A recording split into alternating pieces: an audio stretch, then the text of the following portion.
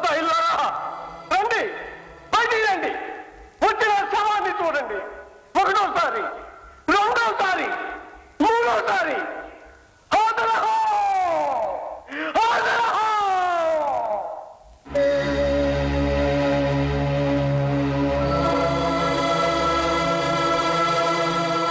రోజుకో శవాన్ని లేపుతానని దుర్గాప్రసాద్ ఛాలెంజ్ చేశాడు.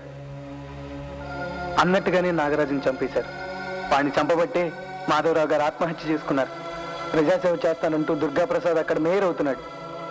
వాడిని ఎలక్షన్లో నిలబడకుండా ఆపలేవా అన్నయ్య? ఇది ప్రజాస్వామ్య దేశంరా, ఆపలేం. ప్రజాస్వామ్య దేశమా? ఆపలేమా? ఆపుతాను, నేను ఆపుతాను, ఆపుతాను.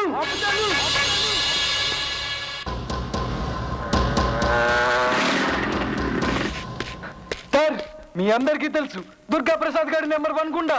అమ్మా, అందరూ నన్ను నమ్మండి సార్, ప్లీజ్. వాడి దేశాన్ని తాకట్టు పెడతాడు సార్. అమ్మా ప్లీజ్, మీ అందరూ దయచేసి వాడికి ఓట్లు వేయచ్చు సార్.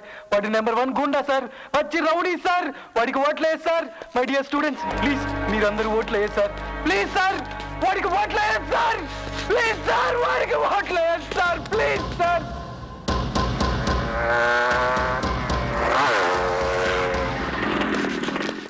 సార్, మీ అందరికీ చెప్తున్నాను, దుర్గాప్రసాద్ గారికి మాత్రం ఓట్లు వేసి సార్. చేతులెత్తి చెప్తున్నాను సార్. వాడే కనుక మేయర్ అయితే ప్రతి ఆదివారం ఫ్రీగా మడ్డలు చేసుకోవచ్చని ఆర్డర్లు పాస్ చేస్తారు సార్. అమ్మా చెల్లి, ప్లీజ్ ప్లీజ్ వాడికి ఓట్లు వేయాలి సార్. మీకు తెలియదు సార్, వాడి తల్లి పాలు అమ్ముకునే రకం సార్.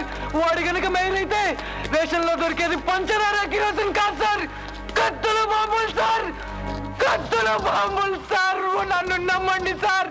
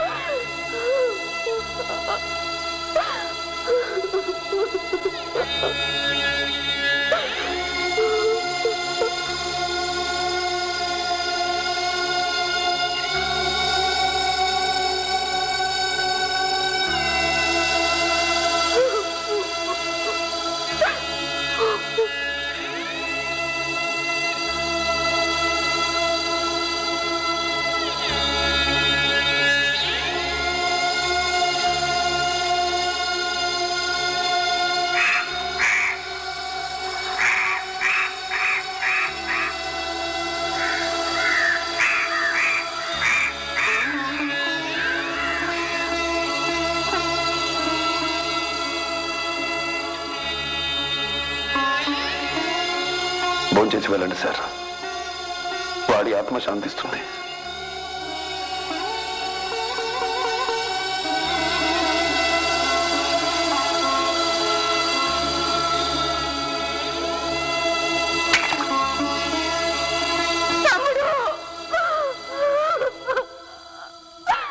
వాళ్ళని ఎదిరించి ఆయన ఉద్యోగం పోగొట్టుకున్నారు.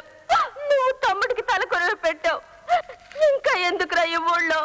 వెళ్ళిపోదావురా తమ్ముడు.